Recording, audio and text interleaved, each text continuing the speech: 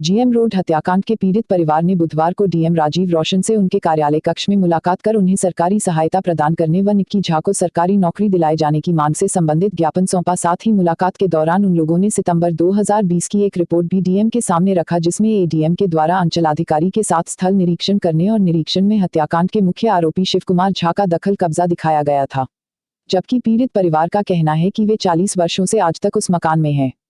दखल कब्जा के प्रयास में ही आरोपी द्वारा गत 10 फरवरी को हत्याकांड को अंजाम दिया गया। हालांकि एडीएम की इस रिपोर्ट पर कमिश्नर ने बाद में स्टे लगा दिया था और मामला फिलहाल हाई कोर्ट में बताया जाता है। पर इस रिपोर्ट को गलत बताते हुए पीड़ित परिवार ने एडीएम की मंशा पर बड़ा सवाल खड़ा किया और इस रिपोर्ट को भूमाफियाओं के मनोबल को बढ़ाने का मुख्य कारण बताया। पीड़िता निक्की झा ने यहां तक कहा कि इसी रिपोर्ट के कारण हत्याकांड हुआ। एडीएम की उक्त रिपोर्ट के संबंध में दरभंगा के डीएम राजीव रोशन से पूछे जाने पर उन्होंने कहा कि उस आदेश के विरोध में पीड़ित परिवार द्वारा आयुक्त के न्यायालय में मामला लाया गया। वह आदेश भी अब विचार के डेय में है। जो भी वहां से निर्णय होगा उसके आलोक में कार्यवाही की जाएगी।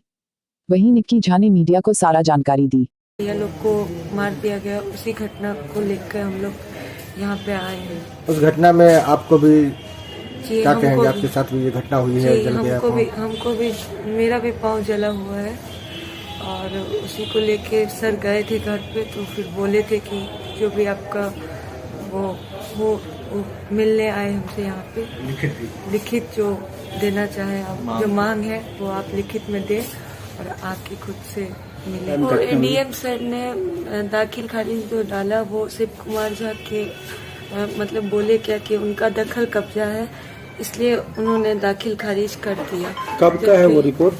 ये रिपोर्ट 23/9/2020 का। इससे मनोबल उनका बढ़ा और वो ऐसा कदम उठाया। कल पीड़ित परिवार के लोग आए थे, उनके द्वारा कुछ मांग पत्र समर्पित किया गया है। इसके अतिरिक्त एक न्यायालय का, अपर समाहर्ता के न्यायालय का आदेश की एक कॉपी भी एक पेज उन्होंने दिया था। मुख्य रूप से अगर इसको देखें तो अभी वर्तमान में उस आदेश के बाद माननीय आयुक्त के न्यायालय से स्टे ऑर्डर लागू था। तो माननीय आयुक्त के न्यायालय के स्टे ऑर्डर के बाद उसके अधीनस्थ न्यायालय के आदेश प्रभावी नहीं होते हैं।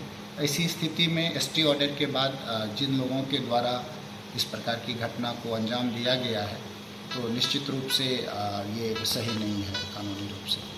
सर एक सवाल, तो क्या सर इसमें क्या जो एडीएम सर का जो जांच रिपोर्ट है उसको लेकर के क्या किसी तरह की जांच की जरूरत महसूस हो रही है? जैसा कि हमने अभी आपको जानकारी दी है कि उस आदेश के विरोध में पीड़ित परिवार के द्वारा माननीय आयुक्त के न्यायालय में मामला लाया गया है। वो आदेश भी अब उसमें विचार के दायरे में है। तो जो भी वहाँ से निर्णय होगा या फिर उस आदेश के संबंध में जो भी टिप्पणी की